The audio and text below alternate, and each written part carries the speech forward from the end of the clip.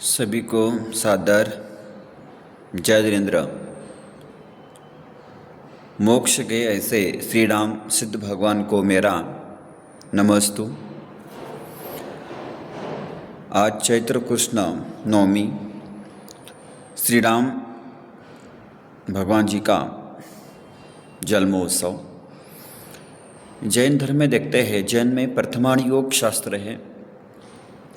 प्रथमाण योग शास्त्र में 63 शला का महापुरुषों का जीवन चरित्र का वर्णन आता है। 63 में 24 तीर्थंकर, 12 चक्रवर्ती, 9 बलभद्र, 9 नारायण और 9 प्रतिनारायण, ऐसे 63 शला का महापुरुषों का वर्णन आता है। उसमें देखते हैं अपन, जैसे कि वर्तमान काल के ऋषभनाथ, अजितनाथ, शंभुनाथ, अभिनंदनाथ तीर्थंकर जो है वर्तमान काल के हैं। निर्वाण, सागर, महासाधु आदि भूतकाल के तीर्थंकर और भविष्य में होने वाले महापद्म, सूर्यदेव, सुपार्श्व आदि भविष्य काल में तीर्थंकर होने वाले हैं। इस प्रकार से अनादि अनंत तीर्थंकर भी अनादि अनंत संसार के साथ ऐसे ही तीर्थंकर भी होते रहते, मोक्ष जाते रहते हैं। इसके बाद 12 चक्रवर्ती होते हैं। भरत चक्रवर्ती प्रथम आदिनाथ भगवान के पुत्र, उनके उपरांत भरत चक्रवर्ती सगर, मघवा, सनत कुमार, शांतिनाथ, कुंतुनाथ, अरनाथ, शुभम, ब्रह्मदत्त आदि ये 12 चक्रवर्ती होते हैं। इनके अपन जीवन चरित्र वगैरह भी पढ़ते हैं। उसके बाद आते हैं बलभद्र, 9 बलभद्र होते हैं।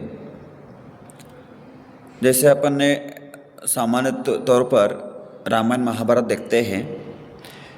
रामायण में देखते हैं जो लक्ष्मण थे वो कौन थे? 8 नंबर के नारायण, उनको वासुदेव भी बोलते हैं। और उनके जो विरुद्ध पार्टी में जो होते हैं प्रतिनारायण, वो रावण थे।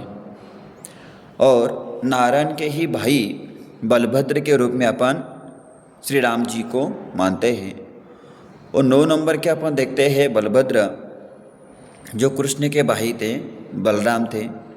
और कृष्ण 9 नंबर के नारायण, और जरासंध जो थे वो 9 नंबर के प्रतिनारायण थे। तो इस प्रकार से 63 शला का महापुरुषों का वर्णन आता है। आज विशेष तौर पर अपन 8 नंबर के बलभद्र श्री राम जी के बारे में अपन जानेंगे। तो 20 नंबर के तीर्थंकर है मुनीश्वर तीर्थंकर अपने भगवान।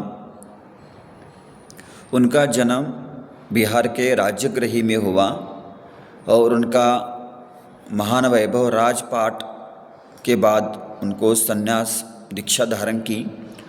और समय शिखर जी के अपन देखते हैं निर्जर कुट से मोक्ष गए।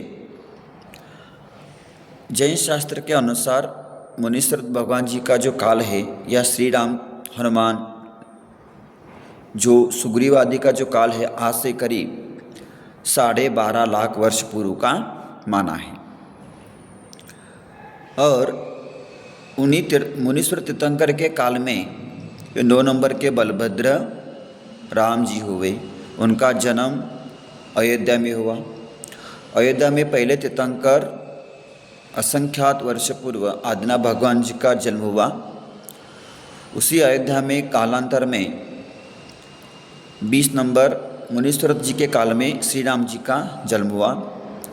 अपन जैन रामायण आदि टीवी में आदि देखते हैं, सामान्य तौर पर उनका वर्णन देखते हैं।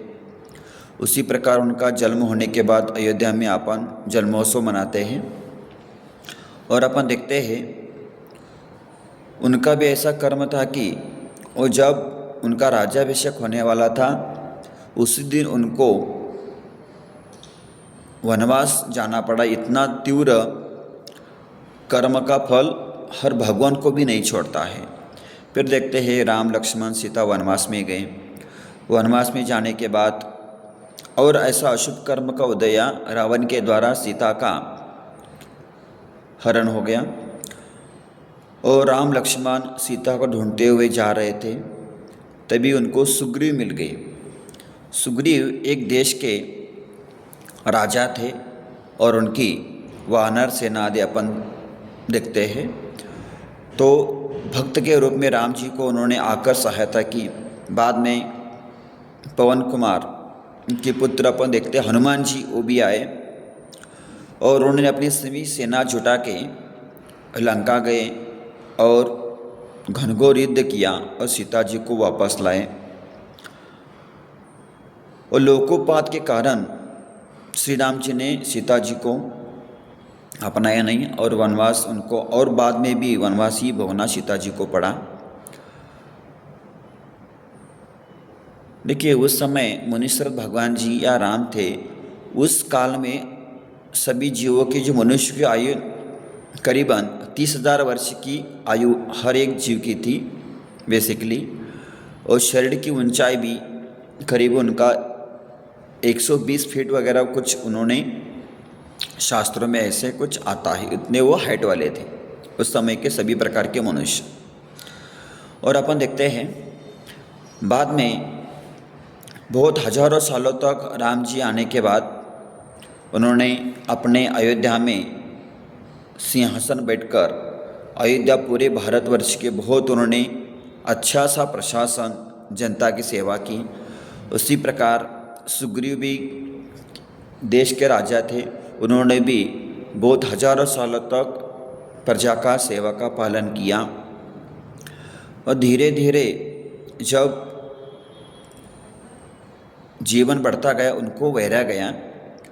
और देखिए, कर्म से ऐसा ही राम, सुग्रीव, हनुमान, नीलगवाक्ष जो महापुरुष है, उनको बाद में वैरा गया और उन्होंने पूरा राजपाट वैभव छोड़ दिया और जैन दिगंबर साधु बन गए। और उन्होंने बहुत घनघोर तपस्या की। और तपस्या करने के बाद देखते अपन, आपने मांगी तुंगी देखा होगा, जिन्होंने दर्शन किया है, सबसे बड़ा सिद्ध क्षेत्र यदि है तो समय शिखर जी, उसमें करोड़ों अरबों कोड़ा कोड़ी मोक्ष गए अपन देखते हैं। और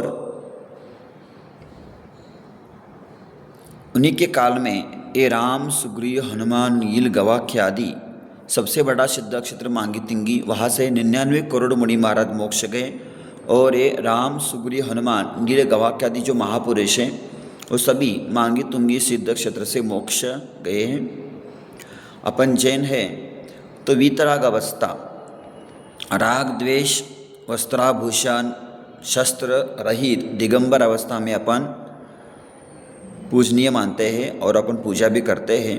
तो आज के दिन राम जी का जन्म हुआ, तिथि का, दिन का कोई अंतर भी हो सकता है जैन धर्म के अनुसार, लेकिन संयम को धारण किया राम, उसी भाव से मांगी तुंगी से मोक्ष गए। सीता जी को बाद में वैरा गया, वो भी आरिका माता जी बन के बहुत तपस्या किया। और सीता माता उन्होंने पुरुष पर्याय छेद करके 16वें सर्ग में इंद्र बने हैं, अभी पुरुष पर्याय में है, स्त्री पर्याय छोड़कर पुरुष पर्याय बने हैं।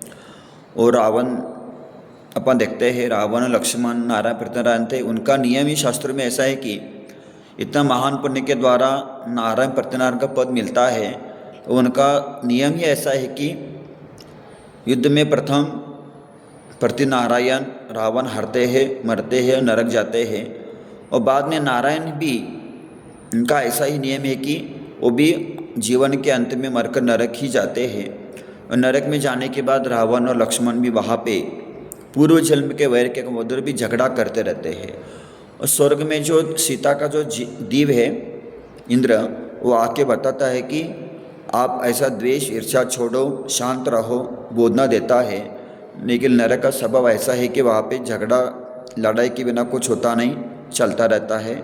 और देखते भविष्य में जाकर राम भगवान तभी मोक्ष गए, सिद्धालय में सिद्धावस्था बन गए।